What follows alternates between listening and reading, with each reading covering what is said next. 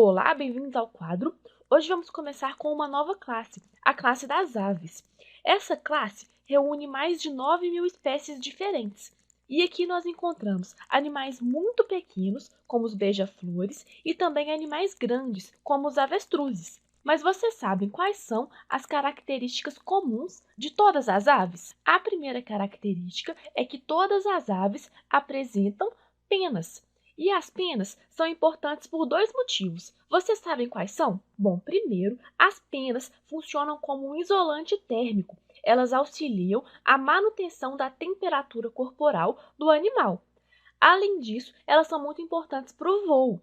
Nós vamos falar mais sobre as penas em uma aula específica. Para essa aula, quero que vocês já guardem essas duas funções das penas, de isolante térmico e de possibilitar o voo. E já que nós estamos falando de voo, as aves apresentam apêndices anteriores modificados em asas. E o que mais que nós podemos falar? As aves são animais endotérmicos. Isso significa que a sua temperatura corporal não varia com o meio ambiente. E essa característica, pessoal, foi muito importante para a conquista do ambiente terrestre. Nós encontramos aves em todos os lugares do planeta. Além disso, todas as aves são ovíparas. Isso significa que todas botam ovos, todas apresentam um bico, que é um bico córneo, e também ossos pneumáticos. Nós vamos falar mais sobre os ossos pneumáticos em uma aula específica. Então, aqui nós temos algumas características principais de todas as aves. E agora vamos falar das ordens dessa classe. Vocês sabem quais são as ordens das aves? Bom, aqui na verdade existem duas superordens. A primeira é a superordem Paleognathae. Essa superordem, pessoal, também é chamada de ratita.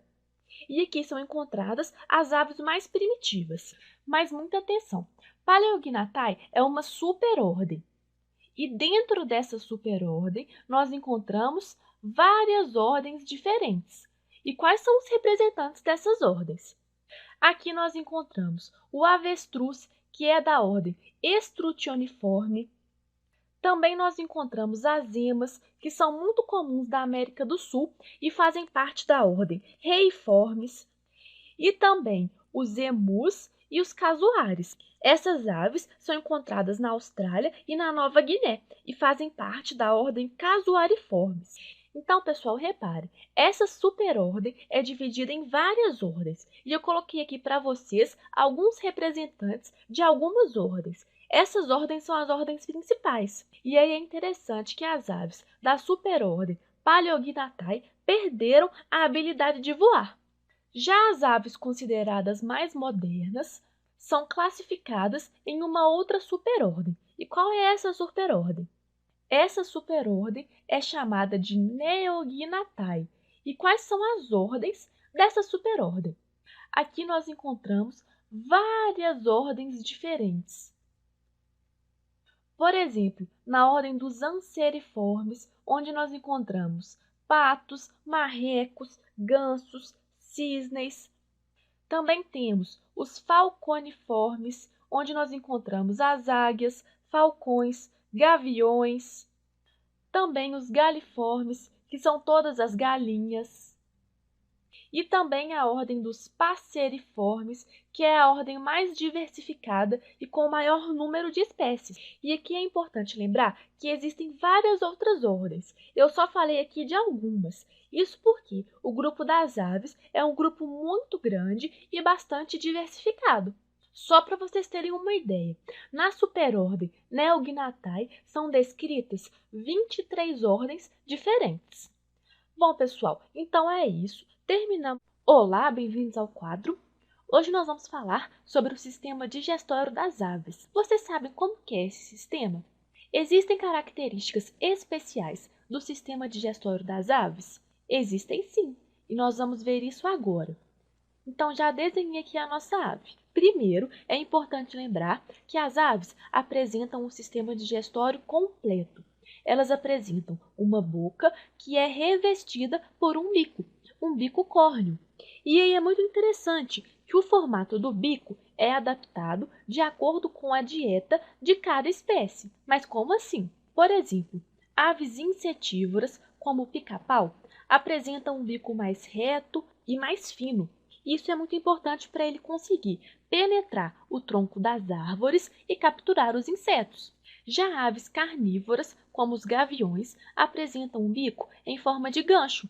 Os beija-flores apresentam um bico bem comprido, com a língua bem longa, isso para facilitar a captura do néctar nas partes mais profundas das flores. E existem também as aves pescadoras. Essas aves apresentam o bico mais largo para capturar os peixes, e algumas dessas aves, como os pelicanos, apresentam até uma bolsa armazenadora, que vai ser importante para o armazenamento desses peixes. Mas qual que é a importância de todos esses bicos? Bom, isso reflete uma adaptação ao tipo de alimento. Vocês podem reparar que as aves possuem uma alimentação bastante variada. Elas podem comer insetos, frutas, néctar, peixes, moluscos, e aí cada bico é mais eficiente para cada tipo de alimentação. E vale lembrar também que o bico das aves é composto principalmente por queratina. E vocês lembram o que é queratina? A queratina é uma proteína que é também encontrada nas nossas unhas, nos nossos cabelos, e é uma proteína que confere resistência para essas estruturas. E aqui tem um detalhe interessante, porque as aves não apresentam dentes. E a ausência dos dentes é uma adaptação para o voo. Mas por quê? Isso, pessoal, porque os dentes poderiam representar um peso extra. Sem dente, a ave fica mais leve e isso facilita o seu voo. Então, através dos bicos, as aves capturam um alimento. Depois ele passa para a boca. E depois, para onde que o alimento vai? Depois, o alimento segue para a faringe e para o esôfago. A faringe e também o esôfago são apenas canais de passagem do alimento. Então, já representei aqui a faringe seguida do esôfago. Depois, o alimento segue para uma região muito especial do sistema digestório das aves. E que região é essa? Essa região é a região do papo. E vocês sabem o que acontece no papo? O papo é responsável por armazenar, umedecer e amolecer o alimento. Aqui nós podemos lembrar, por exemplo, da alimentação das galinhas. As galinhas comem milho e sementes. São alimentos muito duros. E aí o papo vai ser muito importante para amolecer esses alimentos e facilitar a digestão. Depois do papo, o alimento segue para uma região também muito especial. E qual é essa região? Bom, essa região é a região do proventrículo. E vocês sabem o que acontece no proventrículo? O proventrículo funciona como um estômago químico. Aqui são produzidas várias enzimas digestivas e nessa estrutura vai acontecer a digestão química dos alimentos. Depois do proventrículo, o alimento segue para a moela. Provavelmente vocês já devem ter ouvido falar da moela, que é uma região muito desenvolvida nas galinhas, por exemplo. Mas por que a moela é importante? Bom, a moela apresenta as paredes bem grossas e ela é responsável por triturar os alimentos. E isso é importante por quê? Porque quando o alimento fica triturado, a superfície para a ação das enzimas é maior e isso facilita a digestão. Atenção, pessoal, porque aqui na moela acontece então uma digestão mecânica. E aí é interessante que a presença do proventrículo e também da moela, principalmente, compensam a falta de dentes das aves. Mas por quê? Bom, quem vai fazer essa trituração do alimento em partículas menores vai ser a moela. E depois, o que vai acontecer? Depois, o alimento vai seguir para o intestino. E qual que é a função do intestino?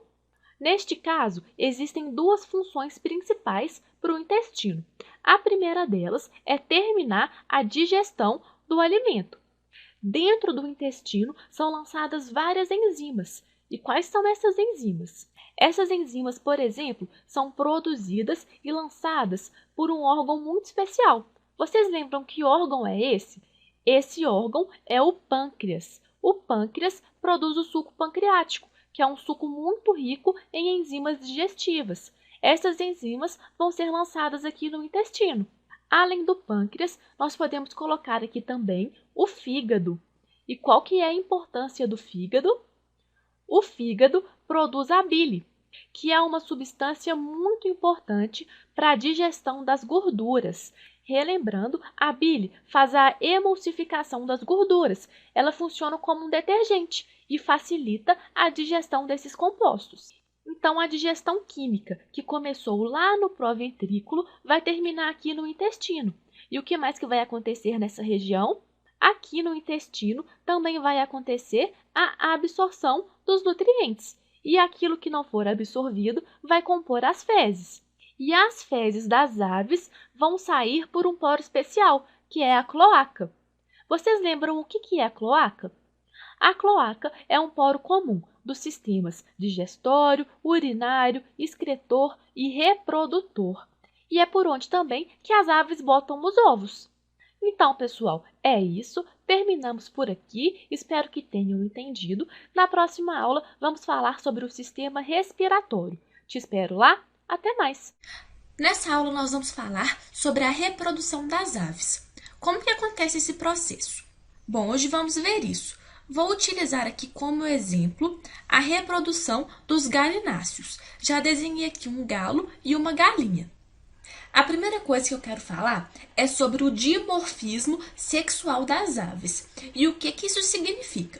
Significa que os machos são diferentes das fêmeas. Isso pode ser facilmente observado através das diferenças de coloração, diferenças de tamanho. Os machos, então, vão ter o aparelho reprodutor masculino, que são os testículos. Então, vou representar aqui de azul os testículos desse galo. E as fêmeas vão apresentar os ovários, que eu vou representar aqui de rosa. Os testículos, então, vão produzir os espermatozoides, que vão passar aqui pela cloaca. E os ovários vão produzir os óvulos. Mas aqui tem um detalhe muito importante. Em muitas espécies de aves, os machos realizam comportamentos de atração das fêmeas. Em muitos casos, os machos cantam para atrair as fêmeas. Por exemplo, aqui no caso desse galo. Nós já vimos que, além da atração, o canto também é muito importante para a proteção do território. Além de cantar, muitos machos têm o comportamento de corte, por exemplo, os pavões que exibem aquela cauda para atrair a fêmea. E também, em algumas espécies de aves aquáticas, existe até a dança do acasalamento. E por que isso tudo é importante? Isso é importante para a atração das fêmeas. Vai acontecer uma seleção sexual. A atração dos parceiros é muito importante para garantir que os seus genes sejam transferidos para a descendência. E aqui tem um detalhe curioso. A maioria das aves não apresentam pênis. Então, como que acontece a reprodução? A reprodução vai acontecer através da justaposição das cloacas. E vocês lembram o que é cloaca? A cloaca é aquele poro comum dos sistemas digestório, excretor e reprodutor. Então, depois que o macho atrair a fêmea, vai acontecer uma sobreposição das cloacas. E neste momento, os espermatozoides vão ser transferidos para o aparelho reprodutor feminino.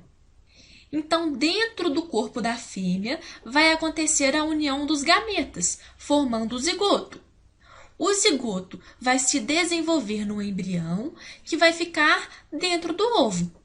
Então, atenção, pessoal! Eu falei aqui que a fecundação acontece dentro do corpo da fêmea.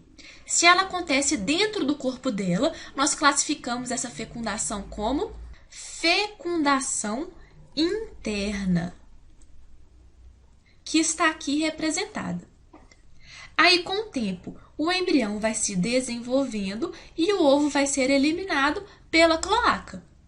E é importante lembrar que as aves conseguem eliminar muitos ovos. E esses ovos vão ser depositados nos ninhos. As aves podem construir ninhos de vários materiais diferentes, por exemplo, de gravetos, de palha, de barro, no caso do João de barro. Mas por que a construção dos ninhos é importante? A construção dos ninhos é muito importante para o abrigo dos ovos, que vão ficar mais protegidos. Além disso, as aves chocam esses ovos. E por que isso é importante? Bom, isso é importante para manter o embrião aquecido e garantir o seu desenvolvimento. Essas características, pessoal, de construção dos ninhos e de chocar os ovos estão relacionadas com o cuidado parental.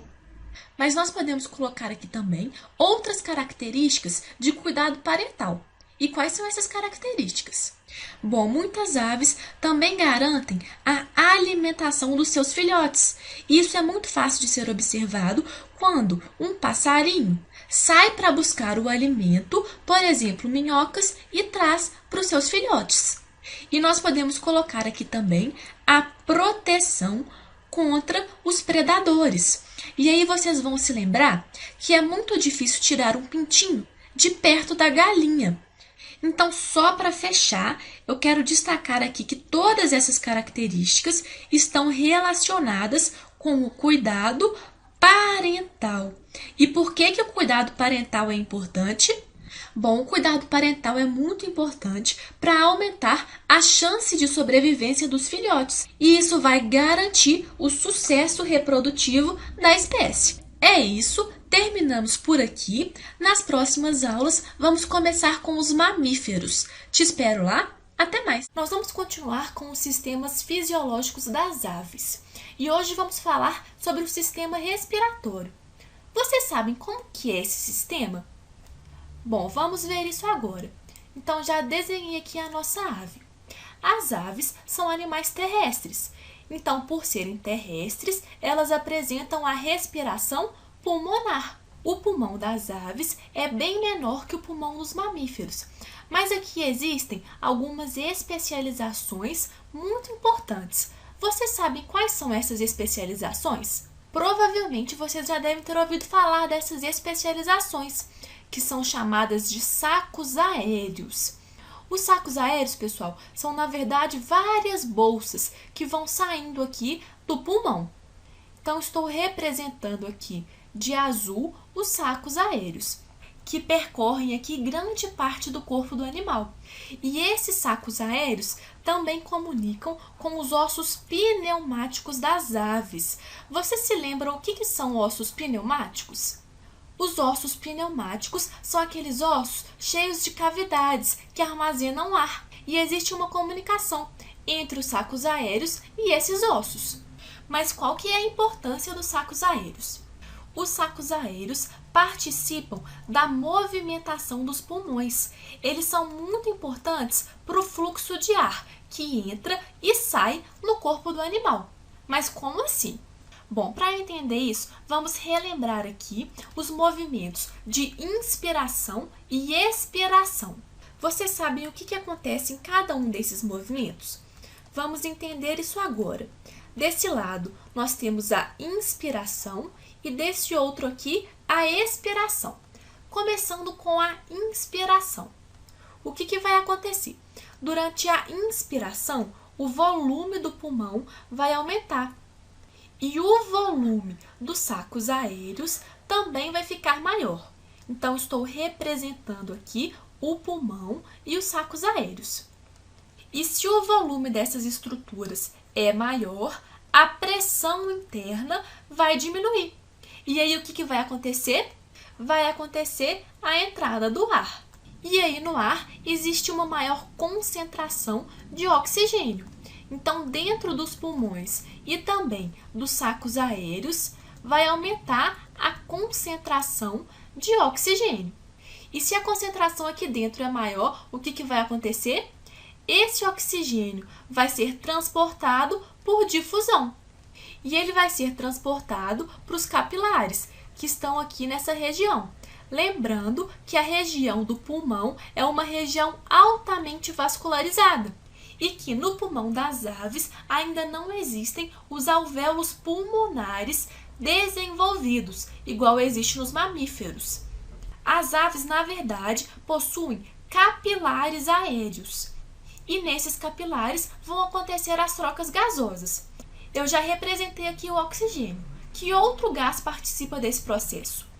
Aqui também nós temos o gás carbônico. Relembrando, o gás carbônico é um subproduto da respiração celular. Então, nessa região aqui dos capilares aéreos, vai haver uma maior concentração de gás carbônico. E aí, por difusão, ele vai ser transportado para o pulmão. E agora, representando a expiração. O que vai acontecer? Bom, neste caso, vai acontecer o contrário. Novamente, vou representar aqui o pulmão e os sacos aéreos. E o que vai acontecer aqui? Agora, o volume dessas estruturas vai diminuir e a pressão interna vai aumentar. Como consequência, o ar vai ser eliminado. E aí, durante a expiração, esse gás carbônico que estava aqui armazenado vai ser transportado para o meio ambiente. Então, pessoal, reparem que os sacos aéreos vão participar dessa movimentação, desse fluxo de ar que entra e sai nos pulmões.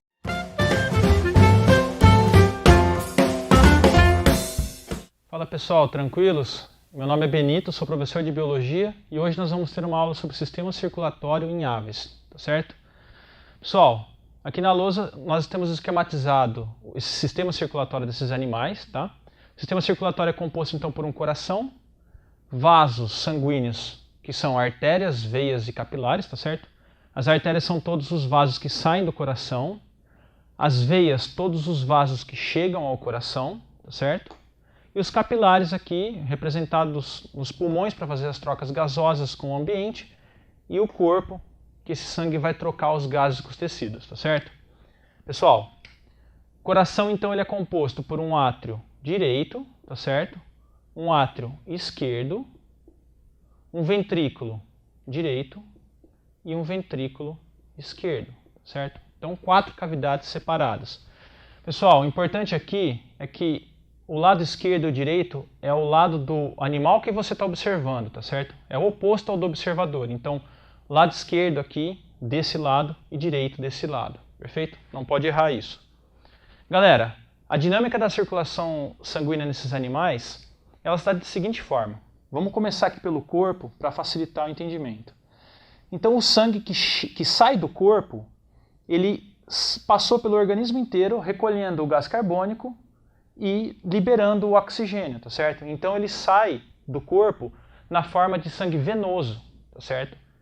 Ele promoveu a respiração celular e retirou o gás carbônico. Então ele volta rico em gás carbônico e pobre em oxigênio, tá certo? Então representado pelas setas azuis. Esse sangue retorna ao coração, tá certo? Esse sangue retorna ao coração via a veia cava, tá certo? E acessa o átrio direito desse coração. O átrio direito se contrai, esse sangue vai ao ventrículo direito, que sofre outra contração e leva esse sangue via a artéria pulmonar aos pulmões, beleza? Nos pulmões, esse sangue venoso vai sofrer um fenômeno que nós chamamos de hematose. A hematose, ela é um fenômeno que nós chamamos de hematose. A hematose nada mais é que a troca gasosa desse sangue com o ambiente. Então ele era rico em gás carbônico, ele vai perder por difusão esse gás carbônico para o ambiente. Ele era pobre em oxigênio, ele vai ganhar oxigênio do ambiente por difusão também. Então ele se torna um sangue arterial, pobre em gás carbônico e rico em oxigênio.